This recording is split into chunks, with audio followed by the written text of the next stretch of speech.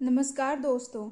आज मैं आपके लिए लेके आई हूँ एक और नई कहानी सुनने से पहले प्लीज़ हमारे चैनल को लाइक कीजिए, शेयर कीजिए और सब्सक्राइब के साथ बेल आइकन भी प्रेस करें। फ्रेंड्स, आपको कभी नहीं बोलना पड़ेगा सॉरी अगर आपने सुनी कोई स्टोरी। आज की स्टोरी का नाम है शीत बसंत।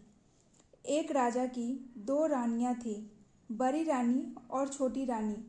महल में बड़ी रानी की ही मर्जी चलती थी। एक छोटी रानी की कोई कदर नहीं थी। महल में छोटी रानी का दिन बहुत ही कष्टों में बीत रहा था। राजा भी छोटी रानी को देखना भी नहीं चाहता था। राजा को उससे दो पुत्र थे, शीत एवं बसंत। राजा को अपने बेटों से भी कोई प्यार दुलार नहीं था। महल में दोनों को न तो अच्छा भोजन मिलता न अच्छे वस्त्र। उन्हें अपनी बड़ी माँ की जली कटी बातें भी सुननी पड़ती थी। उनकी माँ छोटी रानी बेचारी सब कुछ देखती एवं सहती थी, पर बड़ी रानी को इससे भी संतोष नहीं मिलता था। वह हमेशा छोटी रानी को नीचा दिखाने की चेष्टा करती रहती थी। एक दिन दोनों रानियां नदी में स्नान करने गई। तभी अचानक बड़ी रानी ने छोटी रानी को अत्यंत प्यार से कहा, आओ बहन, मैं तुम्हारे सिर में साबुन लगा दूँ। साबुन लगाते लगाते उसने चुपके से एक दवा की टिकिया उसके सिर में घिस दी। दुखियारी छोटी रानी देखते ही देखते एक तोता बनकर टी करती हुई उड़ गई। महल आकर बड़ी रानी ने कहा, छोटी रानी तो नदी में डूब गई। राजा ने बड़ी सहज भाव से विश्वास कर लिया। छोटी रानी क्या गई, मानो राजभवन की लक्ष्मी चली गई। राजभवन में अंधकार सा फैल गया। छोटी रानी के दोनों पुत्र शीत एवं बसंत के दुख की कोई सीमा न रही। उधर तोता बनी छोटी रानी उड़ती उड़ती एक राजा के राजभवन में जा बैठी। राजा ने कहा, सोने का तोता। राजा की बसंत लता नाम की एक सुंदर सी बेटी थी। वह बोली, पिताजी, मैं उस सोने के तोते को लूंगी। राजा ने आदेश दिया। फिर सैनिकों ने उस तोते को पकड़ लिया, एक पिंजरे में बंद कर दिया। इधर दिन बीतने लगे।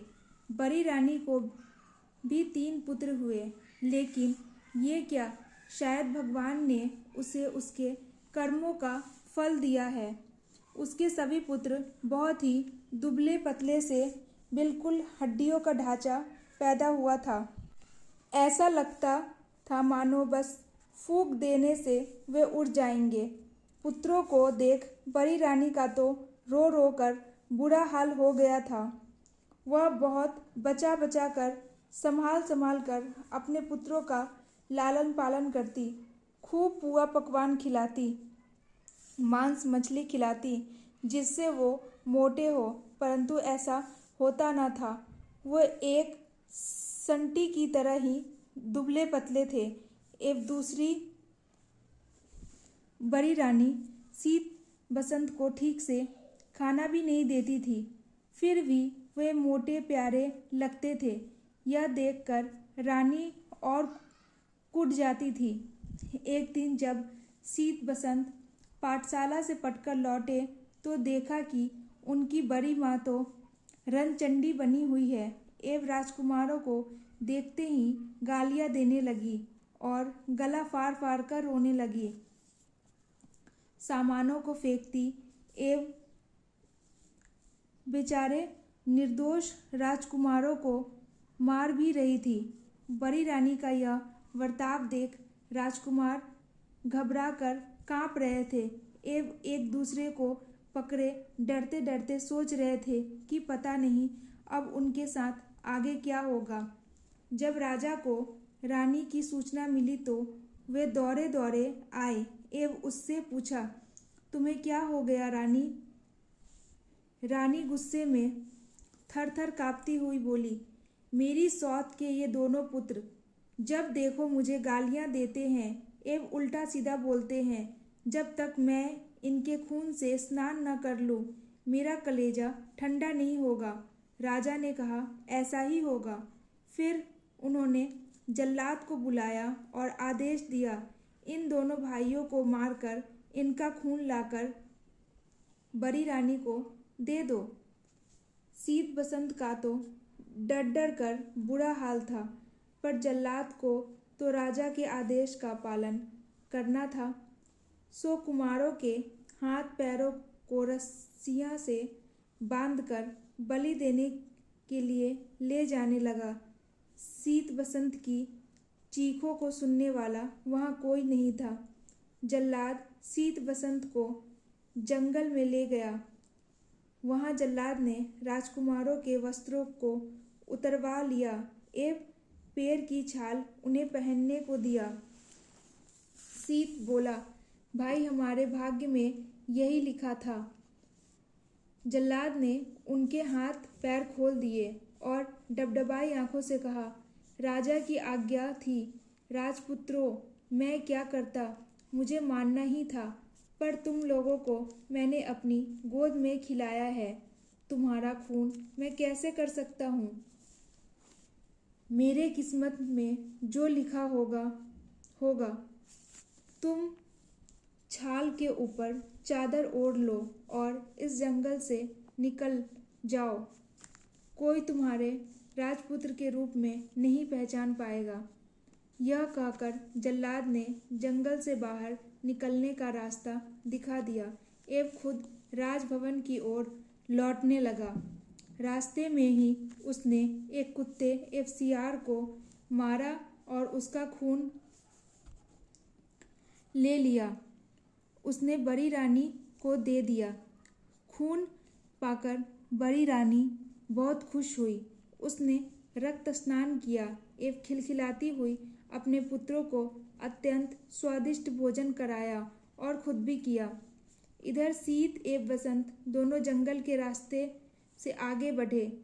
वे चलते चलते रहे, पर जंगल का कोई अंत नहीं दिख रहा था। थककर वो एक पेड़ के नीचे बैठ गए। बसंत ने कहा, भाई बहुत प्यास लगी है, पानी मिलेगा? शीत बोला, हम लोग इतनी दूर तक चलकर आए हैं, पर पानी तो कहीं नहीं दिखा, परंतु प्यास के कारण तो मेरी बहुत बुरी हालत हो गई है भाई। बसंत बोला, ठीक है, तुम यही प्रतीक्षा करो, मैं देखता हूँ कि आसपास कहीं पानी है या नहीं। शीत ने कहा, ए पानी की तलाश में चल पड़ा। एक जगह उसे एक तालाब दिखाई दिया। समस्या यह थी कि पानी लेकर जाए कैसे। तभी अपनी चादर का ख्याल उसे आया। अगर चादर को पानी में अच्छी तरह भिगोकर ले जाए तो बसंत की प्यास ज़रूर मिट सकती है। यह सोचकर वह तालाब में उतरा। जिस राज्य की सीमा के अंतर्गत वह तालाब था, उस राज्य के राजा का अचानक ही देहांत हो गया था। राजा की कोई संतान नहीं थी। समस्या यह थी कि राजा के सिंहासन पर कौन बैठेगा। सिंहासन को तो खाली नहीं रखा जा सकता। इस कारण काफ़ी राय विचार हुआ। अंत में मंत्रियों एवं प्रजा ने मिलकर तय किया कि जिस व्यक्ति के माथे पर राज तिलक होगा उसे ही सिंहासन पर बैठाया जाएगा। योजना अनुसार एक सफ़ेद हाथी की पीठ पर सिंहासन बांधकर हाथी को छोड़ दिया गया। वह हाथी माथे पर राज तिलक वाले व्यक्ति की खोज में निकल पड़ा। इसी बीच में वह तालाब के पास पहुंचा, जहां राजकुमार शीत अपनी चादर को पानी में भिगो रहा था। शीत के माथे पे राज तिलक देखते ही सफ़ेद हाथी ने उसे अपनी सूंड से पकड़ा एवं सिंहासन पर बैठा दिया। शीत वसंत वसंत पुकारने लगा, पर सब बेकार। सफ़ेद हाथी शीत को लेकर तेजी से नगर की ओर चल पड़ा। इधर वसंत पेड़ के नीचे बैठा भाई के आने की राह देख रहा था। बहुत देर तक जब वो नहीं आया तो डर के मारे वसंत रोने लगा। रोते रोते सारा दिन बीत गया। रात भी हो गई तो रो रो कर वह वहीं सो गया। दूसरे दिन सुबह एक सन्यासी उधर से गुजरा तो बसंत को उस हालत में देखकर उनको दया आ गई। उन्होंने उसे गोद में उठा लिया एवं जंगल में बनी अपनी कुटिया में ले गया। उधर सफेद हाथी सीत को लेकर उस राज्य की प्रजा के समक्ष उपस्थित हुआ। सभी ने नए राजा का खूब स्वागत किया। सीत को राज सिंहासन पर बिठाया गया एवं राज तिलक लगाया गया। सीत को कुछ समझ नहीं आ रहा था कि हो क्या रहा है। उसे रह रहकर अपने भाई बसंत की याद एवं चिंता हो रही थी। समय बीतने लगा। सीत ने परिस्थिति से समझौता कर लिया। वह कुशलतापूर्वक राजकाज संभालने लगा। उसे अपने भाई एवं माँ की बिना किसी और चीज़ की कमी न थी। उधर बसंत सन्यासी की कुटिया में अपना दिन बिता रहा था। वह रोज हवन के लिए जंगल से लकड़ियाँ चुनकर लाता, पूजा के लिए फूल तोड़कर लाता एवं जंगल से कंद मूल फल खाकर अपना पेट भरता था। कभी कभी वह सन्यासी के पास बैठकर वेदों का ज्ञान भी प्राप्त करता था। वहाँ सीत एवं बसंत के पिता का दैवीय आपदा आ गई। उनका सारा राज्य नष्ट हो गया। राजा सब कुछ छोड़ छाड़ कर अज्ञातवास को चला गया। बड़ी रानी की दशा भी अत्यंत दयनीय हो गई थी। वह भिक्षा मांगकर जीवन निर्वाह करने की नौबत आ गई थी, परंतु उसके फटे चिथड़े एवं गंदे कपड़े देखकर लोग उसे धुतकार देते थे। एक दिन दुखी होकर बड़ी रानी अपने तीनों पुत्रों के साथ समुद्र किनारे खड़ी थी कि तभी अचानक समुद्र की तेज लहरों के आने से तीनों पुत्र लहरों में बह गए। रानी ने अपने पुत्रों को बचाने की बहुत अधिक कोशिश की, पर सब बेकार। दुखी होकर वह भी समुद्र में कूद गई। उधर राजा की बेटी वसंतलता अब बड़ी हो गई थी। अपनी रूपवती कन्या के लिए राजा सुयोग्य वर की तलाश कर रहे थे, पर वैसा सुयोग्य वर उन्हें मिल नहीं रहा था।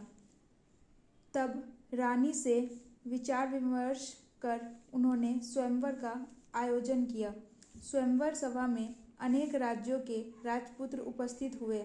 राजा ने ये घोषणा करा दी कि सारे राजपुत्र अपने आसन पर ही बैठेंगे एवं राजकुमारी हाथ में माला लेकर सभी के सामने से गुजरेगी। जो राजकुमार उन्हें पसंद आएगा उसी के गले में वसंतमाला वरमाला डालेंगी। इधर वसंतलता ने स्वयंवर के लिए श्रृंगार करना आरंभ कर दिया। पाँव में आलता, आँखों में काजल, बालों में जूरा पहना। तोता बनी छोटी रानी से पूछा, और मुझे क्या पहनना चाहिए?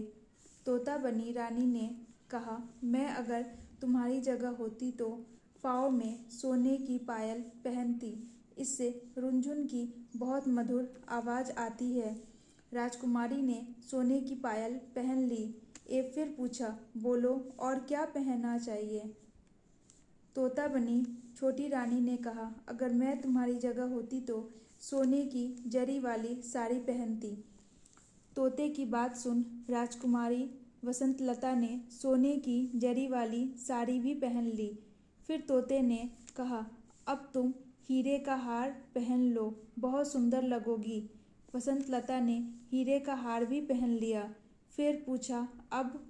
तोते ने कहा, नाक में मोती की लौंग, कानों में जराऊ कर्णफूल एवं मांग में हीरे का मांग टीका पहनने से नारी का श्रृंगार पूरा होता है। वसंतलता ने सारी चीज़ें पहन ली। तब तोता ने कहा, सब तो हुआ, पर गजमुक्ता ना होने से श्रृंगार तो पूरा होगा ही नहीं। तुम्हारे पास तो गजमुक्ता है ही नहीं। अगर स्वयंवर में आए हुए राजकुमारों में से कोई गजमुक्ता ला दे तो समझना वही तुम्हारा योग्य वर है। यह सुनकर वसंतलता ने सारे राज श्रृंगार उतार दिए और घोषणा करवा दी कि जो राजकुमार उसके लिए गजमुक्ता लाएगा उसी से वह विवाह करेगी। घोषणा सुनते ही सारे राजकुमार गजमुक्ता की खोज में निकल पड़े। राजकुमारों ने सुना था कि सभी हाथियों में गजमुक्ता नहीं होती, बस समुद्र के किनारे पाए जाने वाले किसी किसी हाथी में ही गजमुक्ता होती है। अतः सारे राजकुमार समुद्र की ओर चल पड़े। समुद्र के किनारे पहुंचने से पहले ही हाथियों के एक झुंड ने उन पर धावा बोल दिया, जिस कारण अनेक राजपुत्रों के हाथ पैर टूट गए, अनेक घायल हो गए एवं इस तरह सब हताश निराश होकर वापस लौट गए। कुछ ही दिनों बाद यह समाचार शीत राजा के कानों तक पहुंचा। उसे राजपुत्रों की दुर्दशा पर दया आई और वसंतलता के आचरण पर अत्यंत क्रोध भी आया। उसने यह सोच लिया कि अब वह उस राजकुमारी के अहंकार को चूर चूर कर देगा।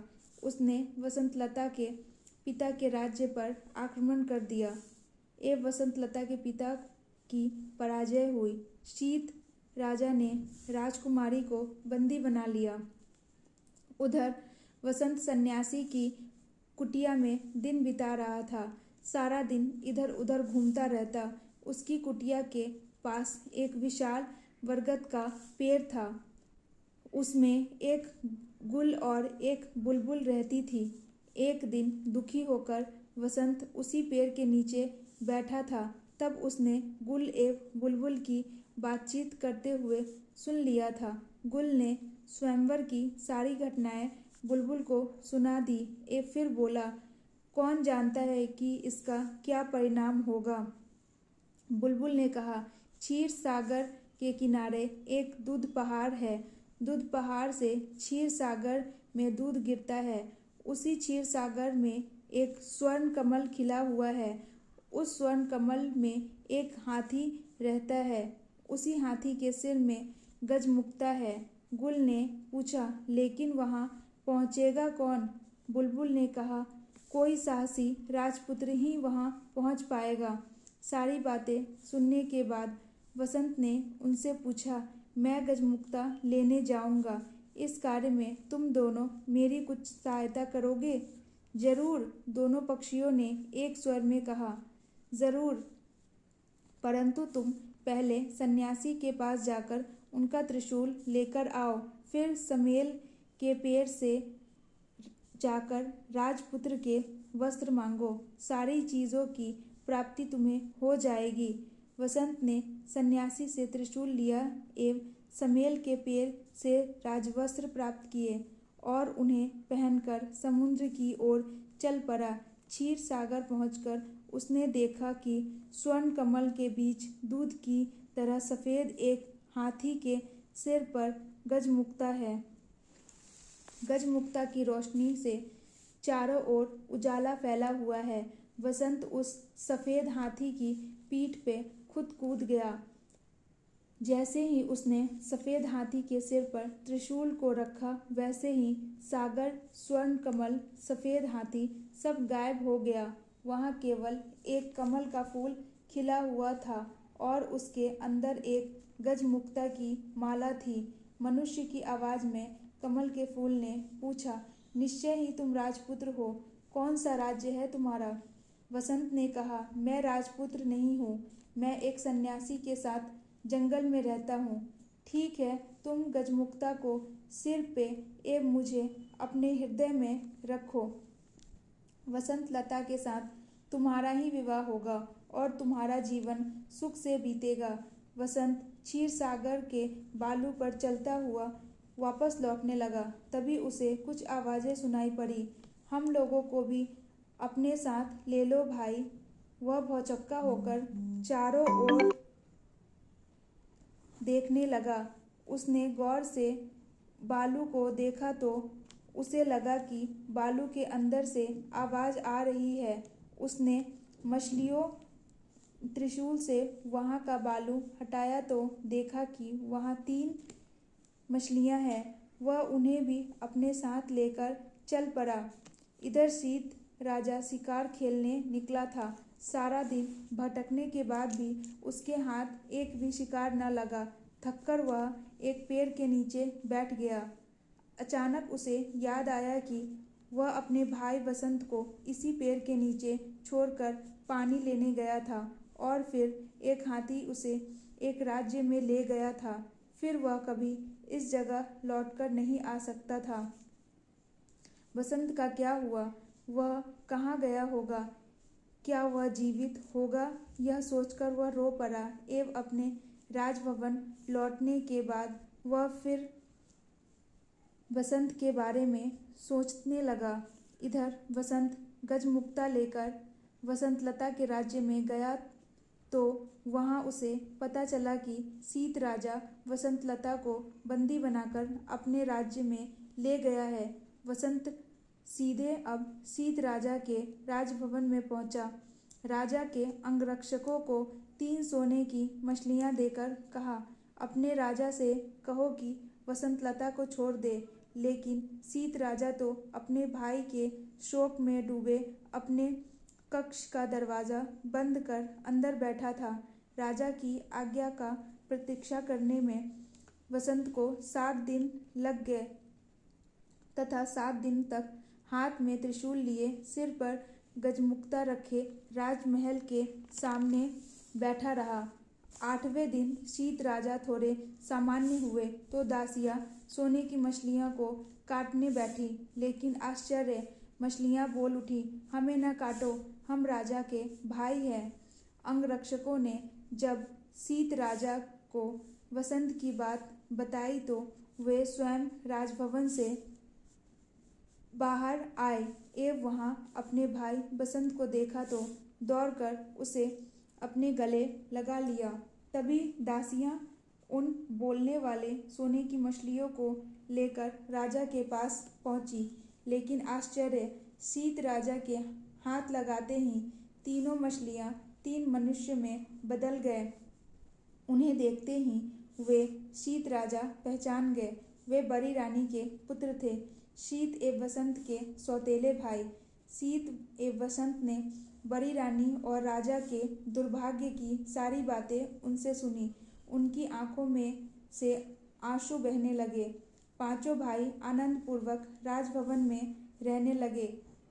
शीत राजा अपने भाई वसंत के विवाह की तैयारियां करने लगे। उसने वसंतलता के पिता के पास समाचार भेजा कि उन्हें मुक्त किया जा रहा है। पिंजरे के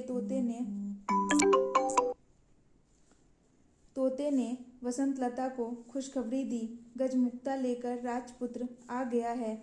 वसंतलता बोली, जानती हूँ। उसी समय एक दासी दौड़ती हुई आई और उसने प्रसन्नतापूर्वक कहा कि गजमुक्ता लाने वाला राजकुमार राजा शीत के ही भाई है। वसंतलता बहुत खुश हुई। उसने तय किया कि वह अपने प्रिय तोते को आज अपने हाथों से स्नान कराएगी। उसने कपिला गाय के दूध में कच्चा हल्दी को पीसकर दूध में मिलाया और उससे तोते को स्नान कराने लगी।